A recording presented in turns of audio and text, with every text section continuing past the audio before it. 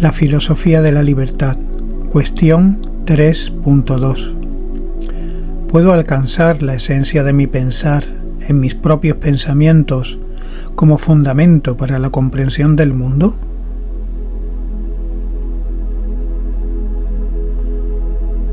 La afirmación más simple que yo puedo hacer de una cosa es que es. Todo objeto tiene que ser primero examinado en su relación con otros para poder afirmar en qué sentido se puede decir que existe. Un suceso vivido puede ser una suma de percepciones, pero también una alucinación. No puedo afirmar con seguridad en qué sentido existe.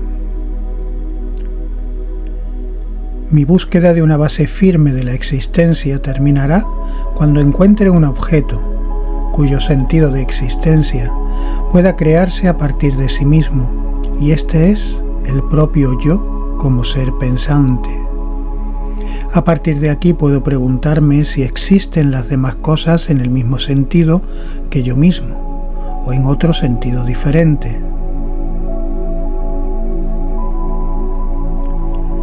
Cuando se considera al pensar mismo objeto de observación, el objeto observado es, cualitativamente, el mismo que la actividad dirigida hacia él.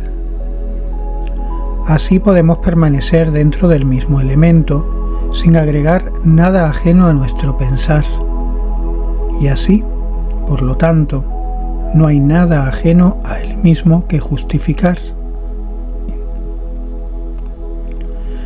Para la observación del pensar, creamos primero nosotros mismos un objeto, el pensamiento. Todos los demás objetos dados, que no son mi propia actividad pensante, existen por sí, sin nuestra intervención. Así pues, para la observación de todo el discurrir del mundo, no hay ningún punto de partida más primordial que el pensar.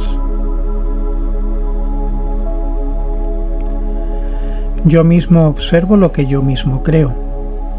No existe absolutamente ningún motivo para considerar mi propio pensar desde otro punto de vista. La imagen de mi pensar no puede ser más verídica en otra inteligencia que en la mía propia.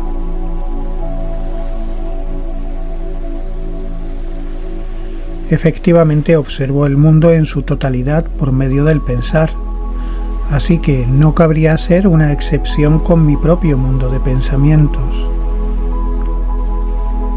Pero además, en el pensar tenemos un principio que existe por sí mismo. Partiendo de aquí es como podemos intentar comprender el mundo.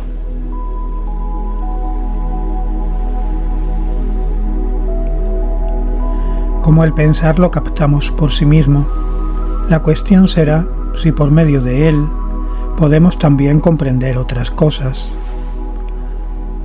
Todo esto justifica al menos tomar el pensar como punto de partida para la contemplación del mundo. No es posible hacer surgir el pensar sin que exista previamente la conciencia. Pero al igual que la tarea del filósofo, no se trata de la creación del mundo, sino de la comprensión del mismo, el filósofo, por otro lado, ha de buscar una base segura a partir de la cual pueda llegar a la comprensión de lo existente.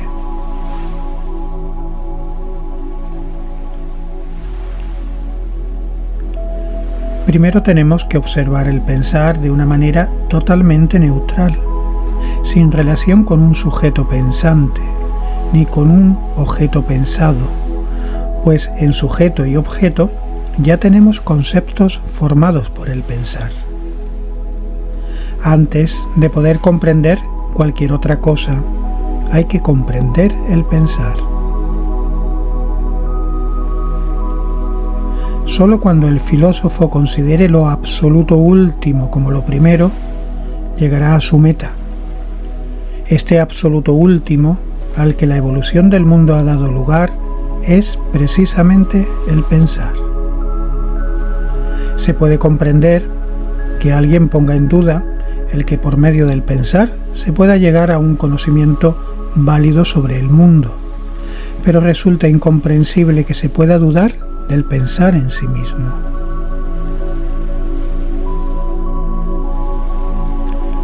Mostrar hasta qué punto el aplicar el pensar es adecuado para comprender el mundo es precisamente el objetivo principal a estudiar, pero no debe confundirse el tener imágenes de pensamientos con los pensamientos elaborados sobre el pensar.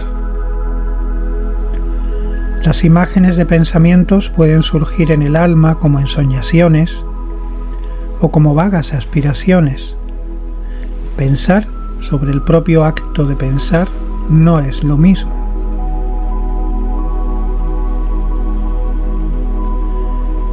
El verdadero pensar tiene siempre que ser querido.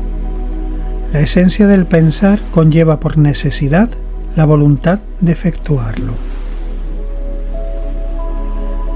Dado que la esencia del pensar conlleva por necesidad la voluntad de efectuarlo, trataremos de apartar todo lo que no aparezca ante el yo como actividad exclusivamente nacida de mi propia voluntad. La observación libre, voluntariosa y sin prejuicios muestra que nada pertenece a la esencia del pensar que no se encuentre en el pensar mismo, y que no se puede llegar a nada sobre el origen del pensar si se abandona su esfera.